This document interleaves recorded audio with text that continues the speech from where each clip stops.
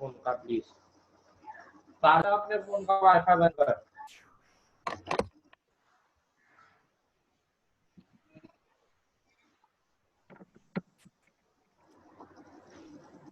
आगे अंशुल। हाँ सर। ठीक है, अभी कुछ कराया नहीं है, प्रीवियस होमवर्क क्वेश्चन से हम लोग डिस्कस कर रहे हैं। उसका मैंने आप लोगों को हिंट दिया है क्वेश्चन नंबर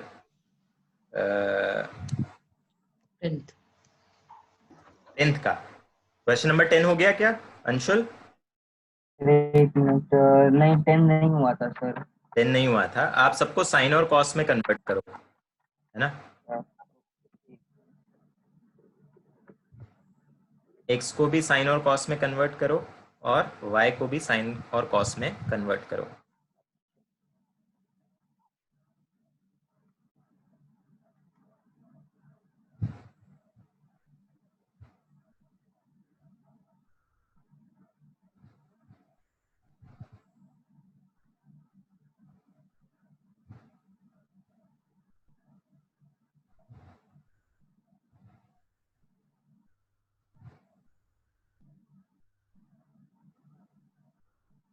हाँ सर, कॉस ऑफ हो गया सर। कॉस ऑफ -4/3 प्लस 4/3 ऐसा कुछ आ रहा है।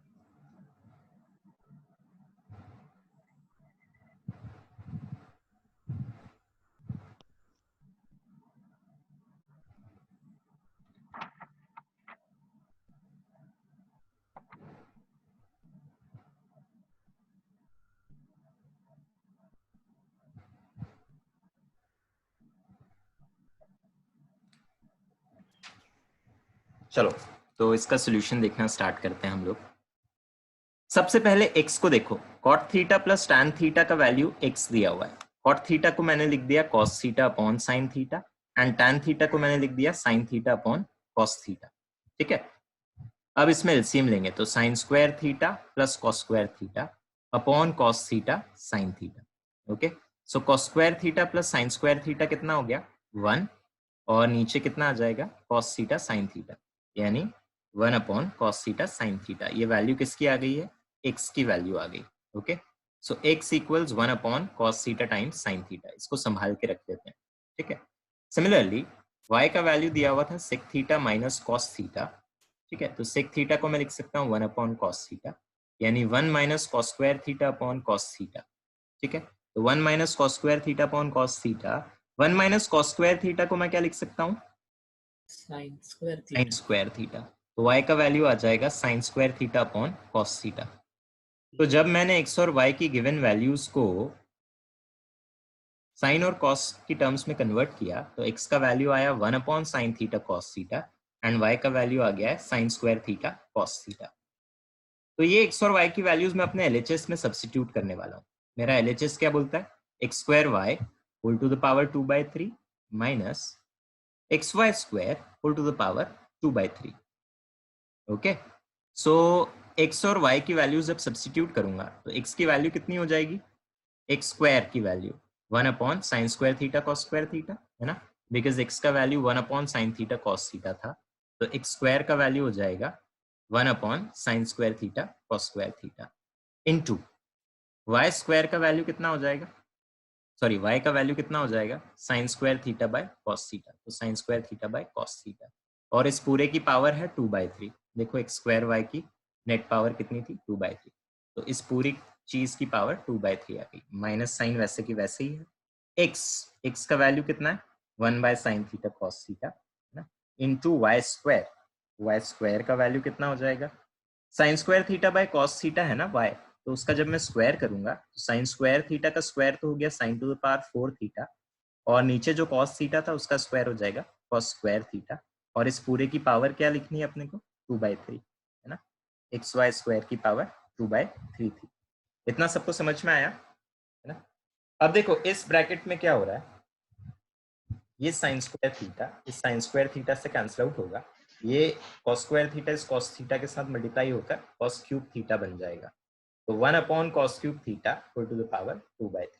यहाँ से यहाँ तक कैसे पहुंचे सबको समझ में आया, sign square theta cancel out किया है और cos square theta into cos theta को मैंने कंबाइन कर दिया है। इसमें कोई कंफ्यूजन तो नहीं है? अब क्या करेंगे, सेम इसमें भी देखो, sign to the power 4 theta upon sine theta, ये तो साइन क्यूब थीटा बन जाएगा, और नीचे again cos theta into cos square theta, cos cube theta बन जाएगा, होल टू द पावर कितना है 2/3। ओके, अच्छा 1/cos cube theta, cos theta का रेसिप्रोकल क्या होता है सेक थीटा, तो 1/cos cube theta can be written as sec cube theta whole to the power 2/3 minus sine cube theta by tan cube theta, मुझे पता है sine theta upon sorry sine cube theta upon cos cube theta, sine theta upon cos theta क्या होता है tan theta होता है, so this can be written as tan cube theta whole to the power 2/3। तो sec cube theta whole to the power 2/3 sec square theta and tan cube theta whole to the power 2/3 is tan square theta. So sec square theta minus tan square theta आ गया, which is Identity. 1. Sec square theta minus tan square theta 1 होता है ना। ये सबको समझ में आया क्या? अगर Yes. किसी को अभी भी डाउट है, किसी स्टेप में कोई प्रॉब्लम है तो पूछ लो। नहीं सर, सर वो ग्रेटर देन 2 वाला जो था ना वो समझ नहीं आ रहा है। उसके सॉल्यूशन में अपलोड करूंगा बेटा, उसके लिए मैं हिंट आपको दे देता हूँ, उसमें आपको करना कुछ नहीं है, उसमें आप क्या करेंगे ध्यान से सुनना, क्वेश्चन क्या है बोलो एक बार। Sir, prove that sec square theta plus cosec square theta is never less than 2.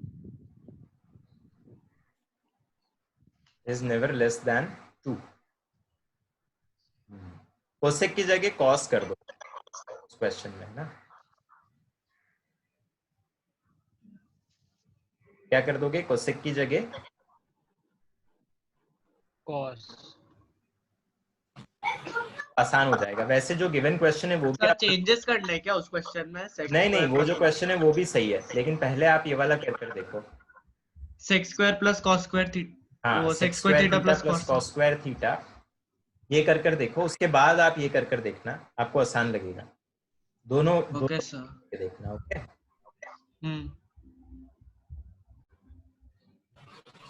अच्छा इसका सोल्यूशन लिख लिया। yes sir.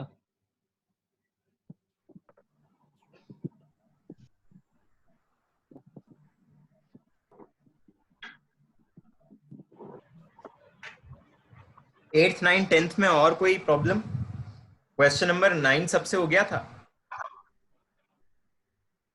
तो मुझे 8 में डाउट है। एट्थ में आप क्या करेंगे, ये जो 1 है ना आपका, इस 1 को आप लिख दो sec square theta minus tan square theta. ये वाला क्वेश्चन याद आ रहा है कि आपको जो हमने किया था दिस वन, ये वाला फर्स्ट पार्ट, इस क्वेश्चन का सॉल्यूशन लिखा है आप लोगों ने, हाँ सर, Yes, sir. है ना? सेम क्वेश्चन है ये वाला तो तब भी डिफिकल्ट था, इसमें अपने को क्या करना पड़ा था, पहले क्या करना पड़ा था इस क्वेश्चन में, साइन थीटा से न्यूमरेटर और डिनोमिनेटर दोनों को डिवाइड करना पड़ा था, है ना? इस क्वेश्चन में तो वो भी नहीं करना पड़ेगा।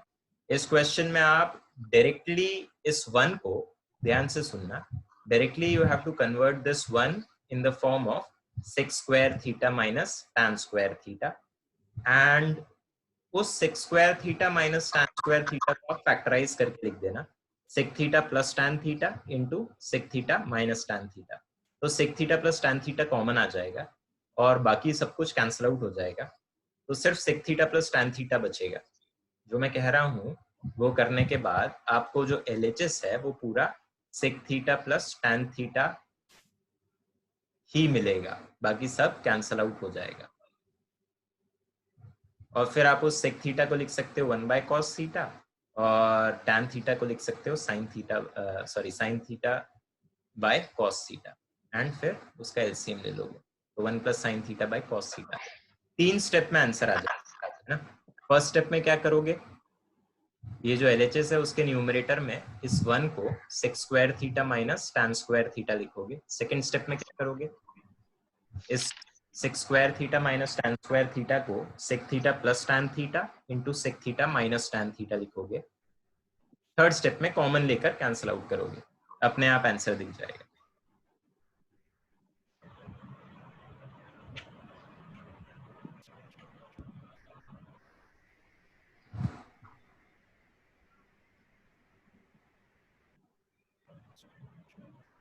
चलो आगे बढ़े। Yes, sir.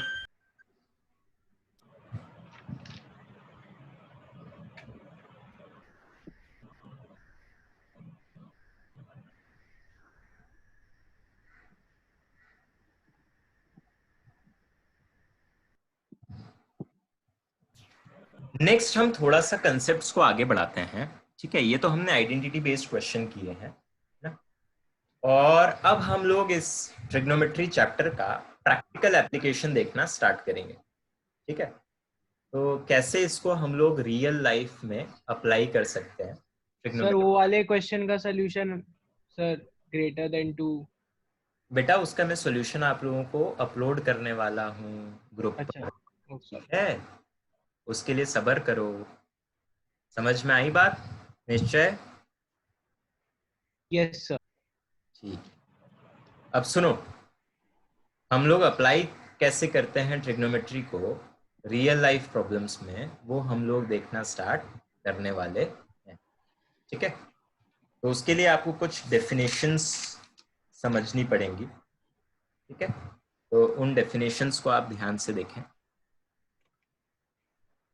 देखो, सबसे पहली सिचुएशन ये होगी कि अगर आप कहीं नीचे खड़े हुए हैं ना, ये सपोज आप हैं और आप नीचे ग्राउंड पर खड़े हुए हैं और किसी ऊंची बिल्डिंग पर कोई एक चीज रखी हुई है, सपोज कोई बहुत बड़ी बॉल रखी हुई है ना, और आप नीचे खड़े होके उस बॉल को देख रहे हैं। ठीक है, तो ये आपकी क्या हो जाएगी? लाइन ऑफ साइट है ये, है ना, जो आप देख रहे हैं आपकी लाइन ऑफ साइट इस तरीके से जा रही होगी, है ना। तो ये लाइन ऑफ साइट हॉरिजॉन्टल के साथ जो एंगल बना रही है, सपोज वो एंगल थीटा है। Okay, so the angle made by the line of sight with horizontal is known as angle of elevation। ठीक है, तो एक इंपॉर्टेंट डेफिनेशन है जो आपको याद रखनी है।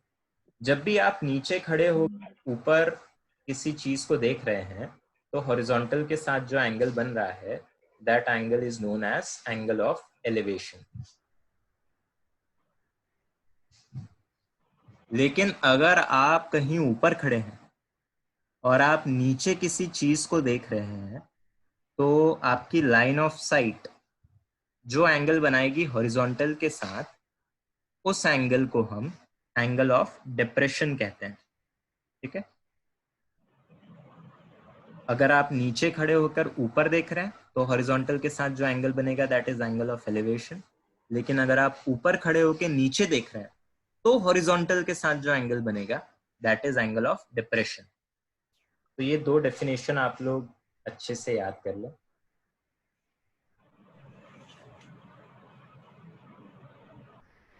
बार बताओ ना सर लिखना है ये?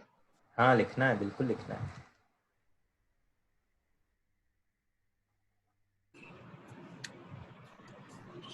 दोनों की वैल्यू क्या सेम होंगी?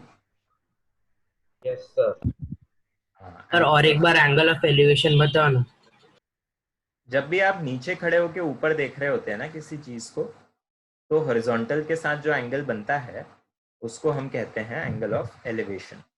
नीचे खड़े होकर ऊपर देखोगे तो एंगल ऑफ एलिवेशन, ऊपर खड़े होकर नीचे देखोगे तो एंगल ऑफ डिप्रेशन। दोनों की वैल्यू सेम ही रहेगी। क्यों? ऑल्टरनेट इंटीरियर एंगल्स ना। ये जो एंगल है आपका, ये जो एंगल है थीटा, ये असल में इस एंगल के बराबर होएगा, राइट? Alternate interior angles. तो अगर आप यहाँ खड़े होते, ऑब्जेक्ट यहाँ होती, तो ये एंगल ऑफ एलिवेशन बन रहा होता।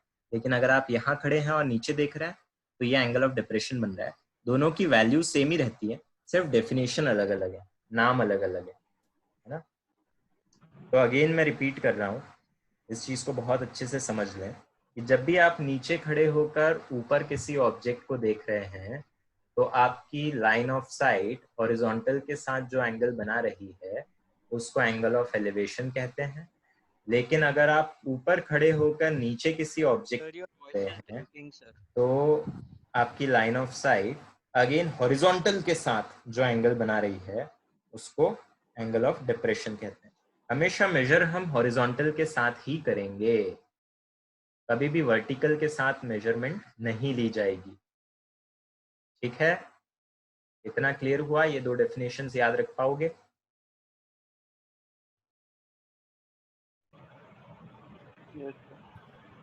एक थर्ड डेफिनेशन हम लोग देखते हैं।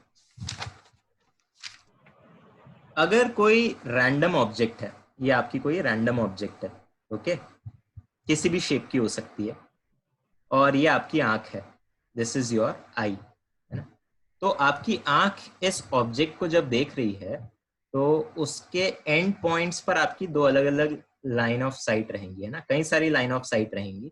तो जो एक्सट्रीम लाइन ऑफ साइट्स हैं, मतलब इस ऑब्जेक्ट के इस कॉर्नर को देखने वाला लाइन ऑफ साइट और इस ऑब्जेक्ट के एक्सट्रीम कॉर्नर को देखने वाला लाइन ऑफ साइट, इन दोनों लाइन ऑफ साइट्स के बीच में जो एंगल होता है, ओके, उस एंगल को हम कहते हैं angle subtended by the object at observer's eye, है ना? This theta in this particular case is angle subtended by the object at observer's eye. इसको भी लिख लो।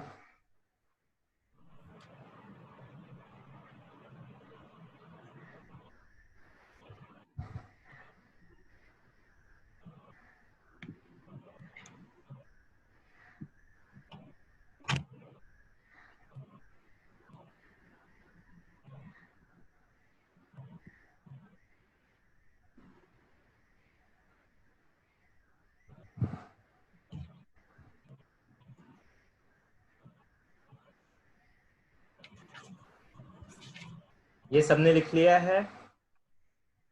Yes sir. तो 3 चीजें, 3 डेफिनेशन हमको याद रखनी पड़ेगी। एक एंगल ऑफ एलिवेशन, एक एंगल ऑफ डिप्रेशन, और थर्ड क्या याद रखना पड़ेगा?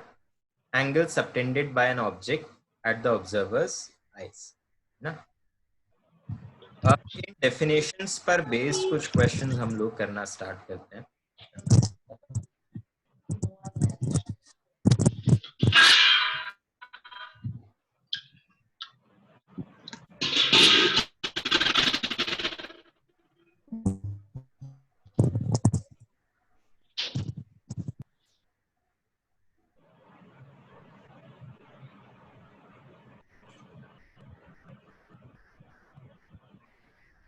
क्वेश्चन नंबर 18 सबको दिख रहा है स्क्रीन पर? Question number 18।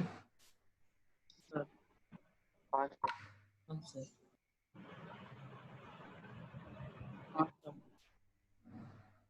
क्वेश्चन नंबर 18 को आप अच्छे से पढ़ें, उसका फिगर ड्रॉ करने की कोशिश करो, है ना? देखो क्या सिचुएशन हो रही है।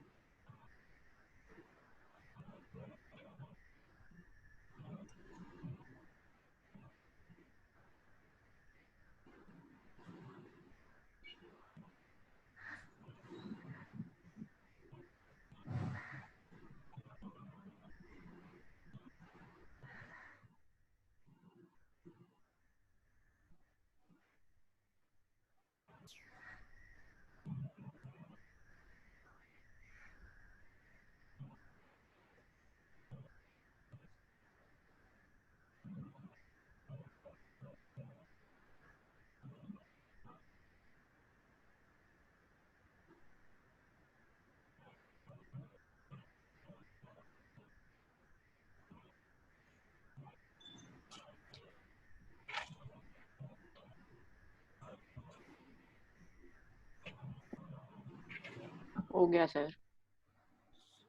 हो गया सर। क्या आंसर आ रहा है?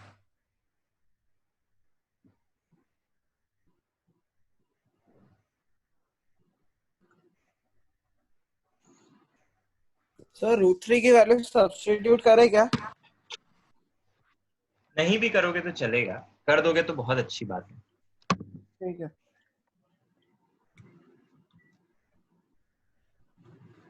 सर, 1.73 लेंगे चलेगा? हाँ चलेगा।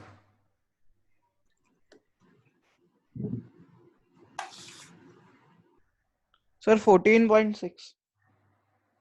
Okay So 14.6. सब 14.6 14.6 14.6.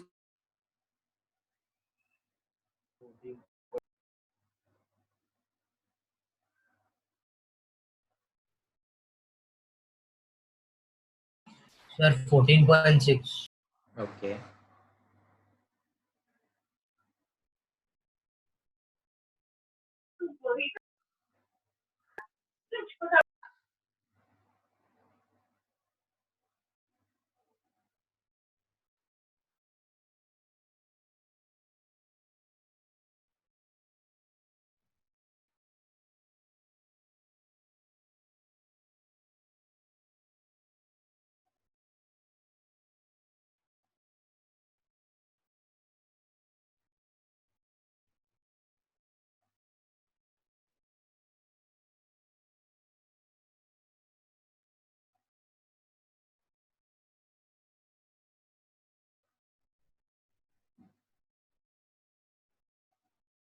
So वही आई है सर।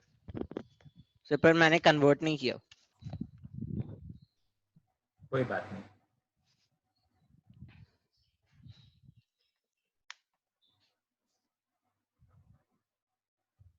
सर मैंने 20√3 - 1 में ही लिख लिया। चले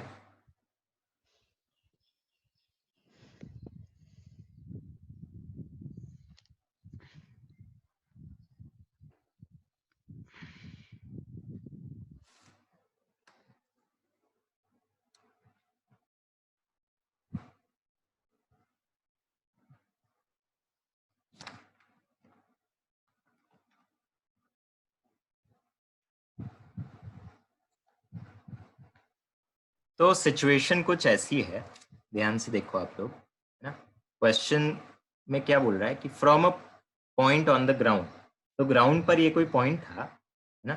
यहाँ से आप अपनी सारी ऑब्जर्वेशंस बना रहे हैं, और किन चीज़ों की ऑब्जर्वेशन बना रहे हैं।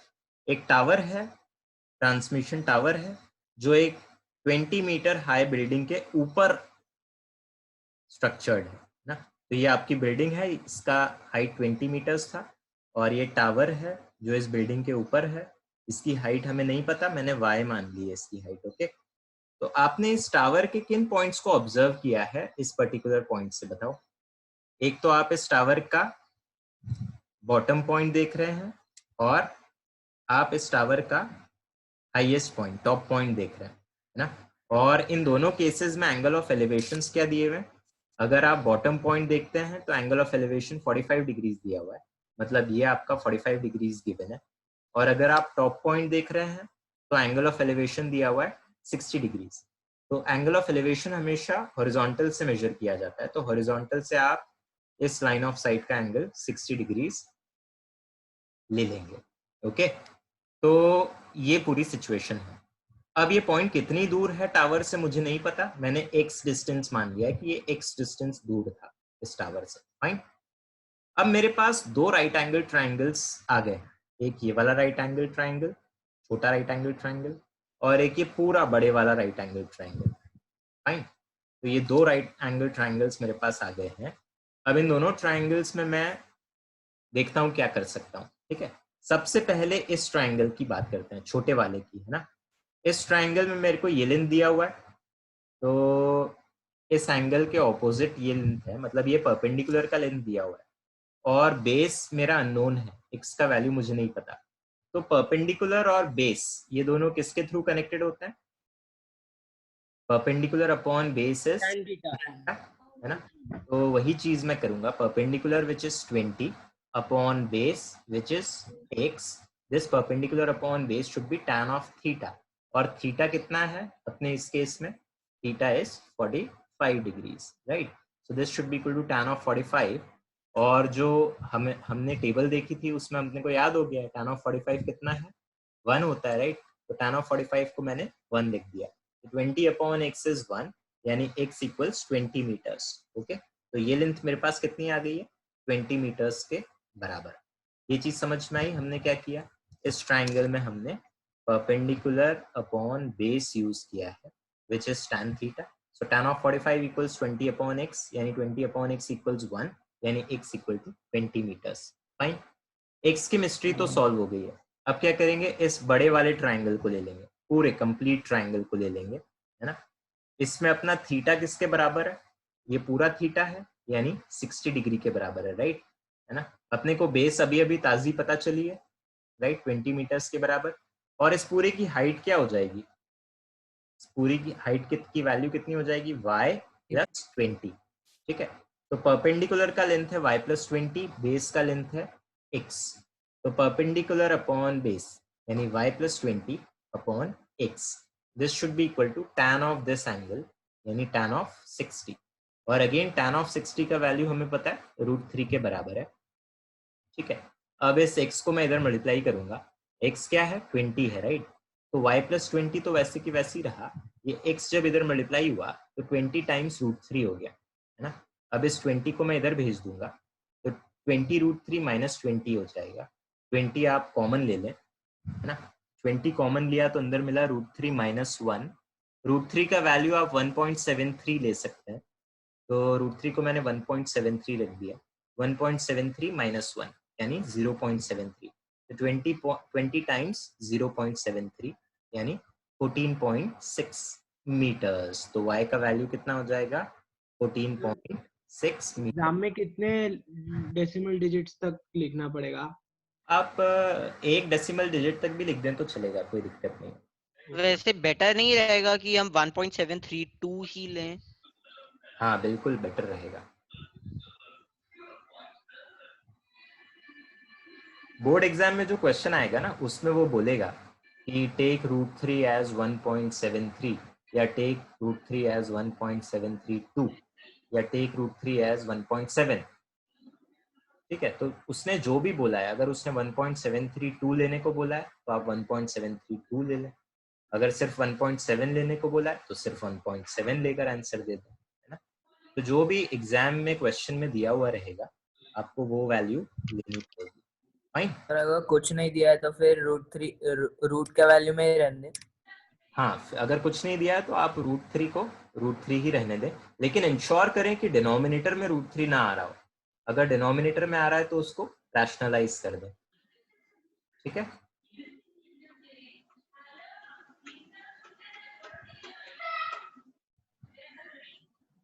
इस क्वेश्चन में कहीं भी कोई दिक्कत है तो पूछ लो. अगर फिगर बनाने में कोई प्रॉब्लम आ रही है, फिगर नहीं समझ में आ रहा है, या हमने किस तरीके से कौन से tan थीटा कहाँ कहाँ लिया है वो नहीं समझ में आ रहा है, पूछ लो.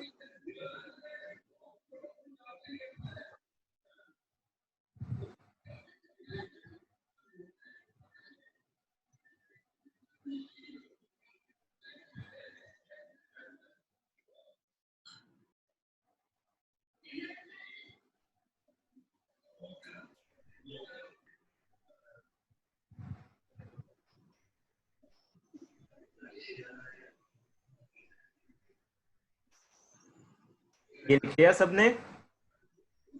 Yes sir.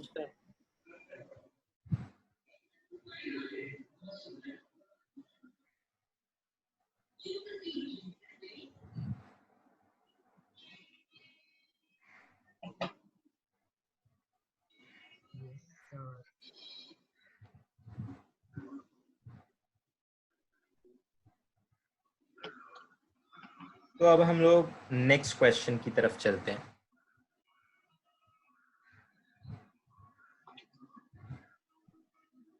Question number 20.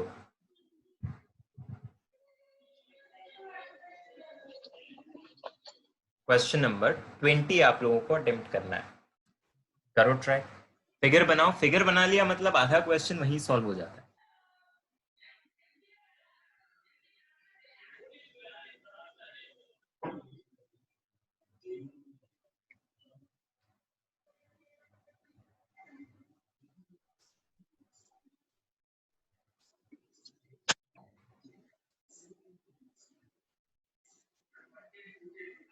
Sir 20 question करना है ना? क्वेश्चन 20.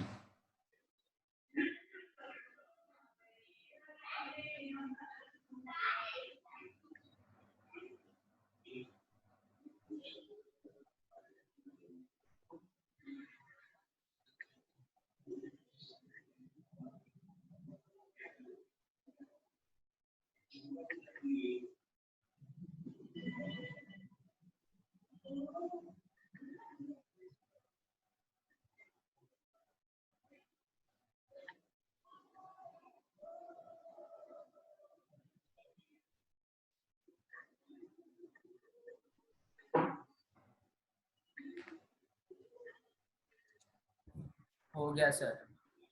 हो गया, शाबाश। सर इधर इधर इसको सब्स्टिट्यूट नहीं करेंगे तो चलेगा ना?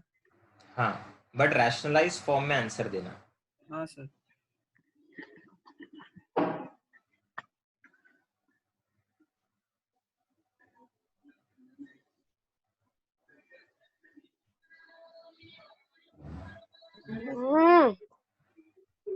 क्या हो गया?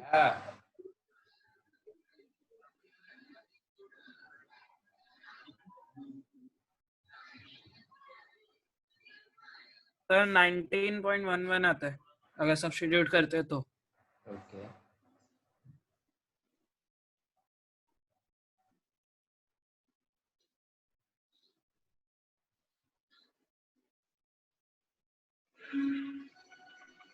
Yes sir. सर मैंने यस सर अप्रोक्सीमेटली वही आता है सर, तो क्योंकि मैंने सब्स्टिट्यूट नहीं किया इसलिए। ठीक। सर सब्स्टिट्यूट किए बिना 7 टाइम्स होल √3+1 आता है। Yes sir 7 √3+1। ओके,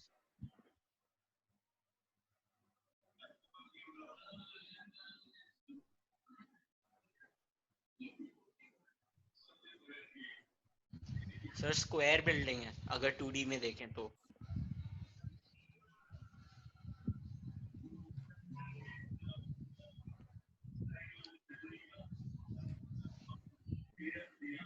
वो स्क्वायर बिल्डिंग नहीं, अगर तू उसको देखता है तो वो 45 बन के फिर वो उसका बस बेस का पार्ट ही स्क्वायर बन रहा है। मैंने बोला तो तू 3D में देखेगा। मैंने ये बोला क्या तो भाई 2D फिर में भी रहे। कैसे बन गया? स्क्वायर बिल्डिंग नहीं है वो।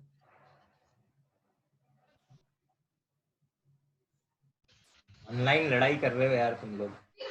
स्क्वायर फेस है, ठीक है, स्क्वायर फेस है, ठीक है। अरे माफ कर दो जशन, उसको बच्चा है वो, छोड़ दो उसको।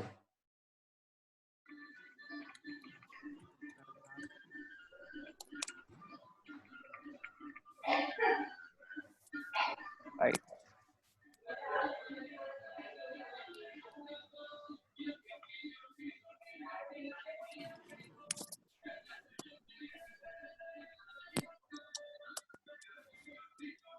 अच्छा, without substitution of the value of √3 क्या आंसर आ रहा है?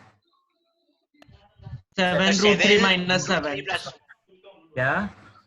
7 √3+. ठीक, सर 7 ब्रैकेट √3+1। करेक्ट है, सही है। चलो तो इसका सॉल्यूशन देखना स्टार्ट करते हैं हम लोग। फिगर कुछ ऐसा है ना, ये आपकी बिल्डिंग थी, है ना, आप इसके ऊपर खड़े हुए हैं, ठीक है, और ये टावर है ना, ये टावर इस बिल्डिंग से बड़ा है। ये मुझे कैसे पता चला कि टावर बिल्डिंग से बड़ा है? सर एंगल ऑफ एलिवेशन दिया हुआ है सर। क्योंकि उसने एंगल ऑफ एलिवेशन की बात करी है। मतलब अगर मैं यहाँ पर खड़ा हूँ इसके टॉप पर और एंगल ऑफ एलिवेशन की बात चल रही है, मतलब मुझे कहीं ऊपर देखना पड़ रहा है, ठीक है। तो हॉरिजॉन्टल के साथ एंगल ऑफ एलिवेशन कितना दिया हुआ है? 60 डिग्रीज दिया हुआ है।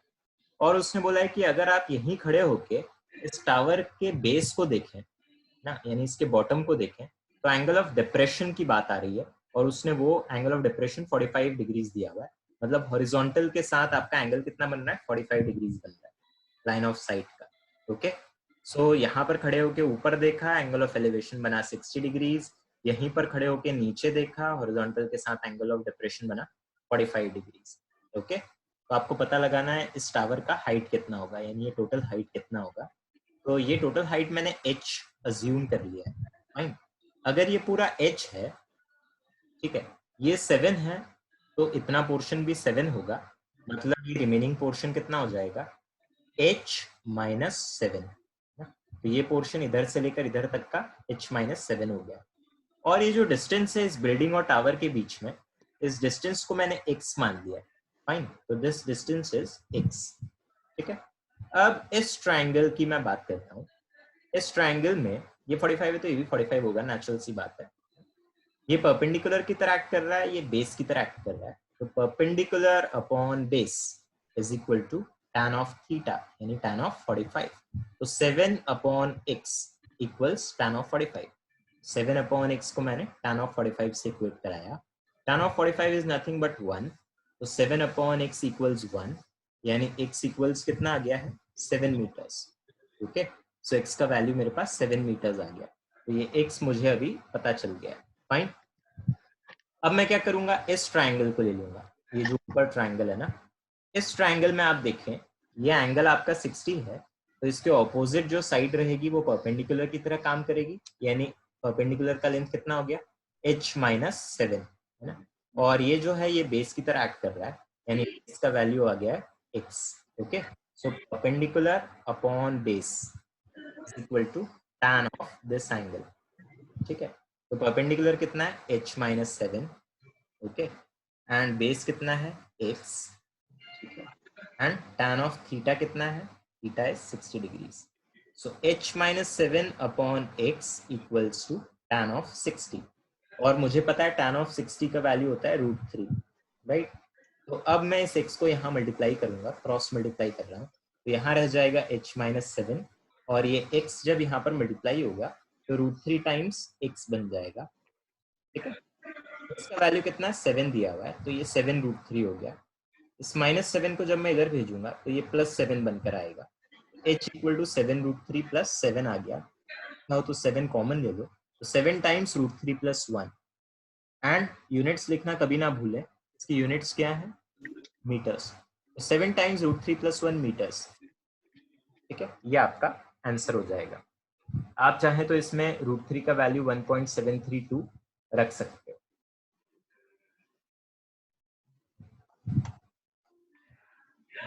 इसका सॉल्यूशन समझ लो, इस स्टेप में अगर कोई डाउट है तो पूछ लो.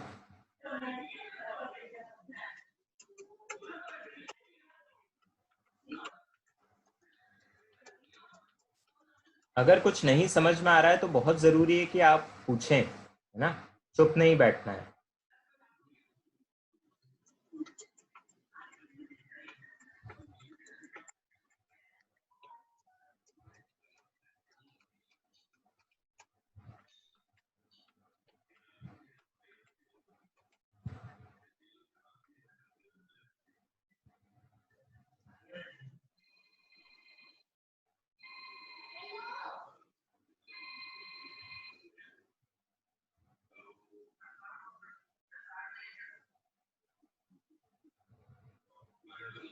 लिख लिया?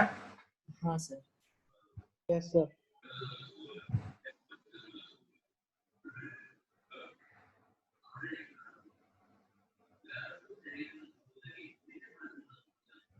नेक्स्ट क्वेश्चन जो हम करने वाले हैं वो है ये question number 21.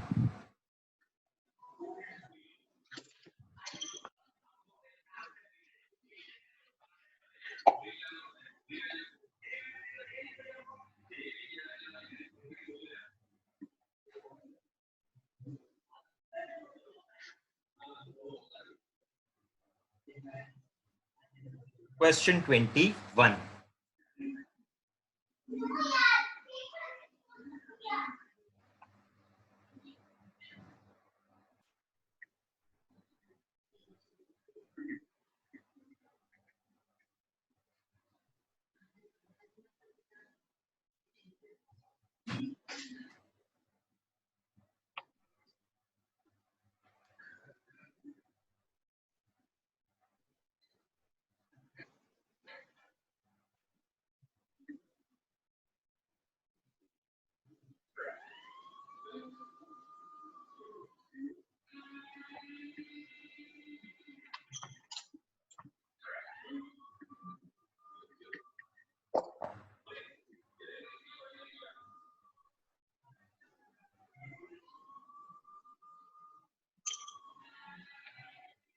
Sir, 75 into 3 into √3 minus 1.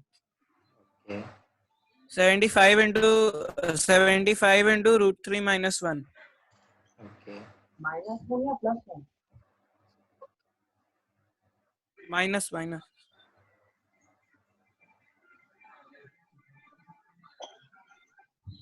हाँ सर, वही आ रहा है. Okay.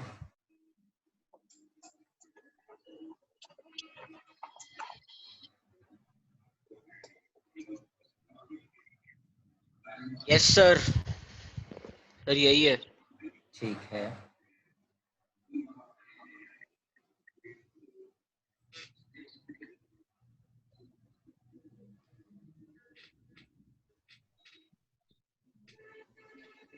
Sir 75 bracket 1 minus 1 upon root 3।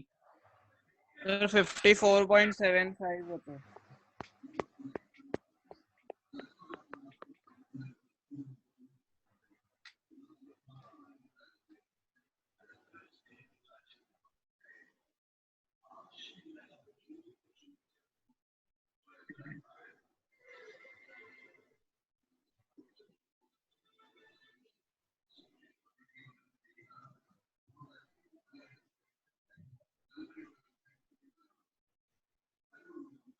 Sir इसकी वैल्यू अप्रोक्सीमेटली 204.9 आती है अगर रूट 3 की वैल्यू रखते हैं तो नहीं Yes, sir. 139.8 आती है वो माइनस वाले दशमलव नहीं। अच्छा distance between the two ships. अच्छा सॉरी सॉरी अरे अरे यार हाँ सर तब 1 माइनस रूट 3 हो जाएगा।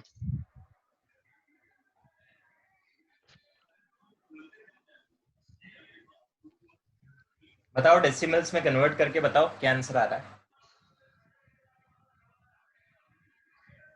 139.8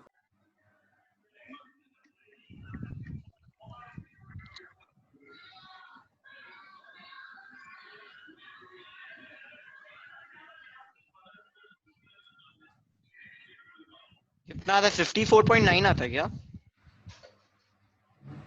54.75 So 54.7 54.9 है। हाँ 54.9 बहुत बड़ी 54.9 है बहुत अच्छे हो रहा है सर। ठीक है, अगर आप 0.73 ले लो, 1.73 ले लो, है ना, 1.73 से ये आता है 54.75 है। तो तब 54.75 ही आता है। ठीक। चलो, तो ये वाला क्वेश्चन हर कोई कर रखना, इसका सॉल्यूशन हम लोग नेक्स्ट क्लास में डिस्कस करेंगे। ओके सर अभी ब्रेक है क्या?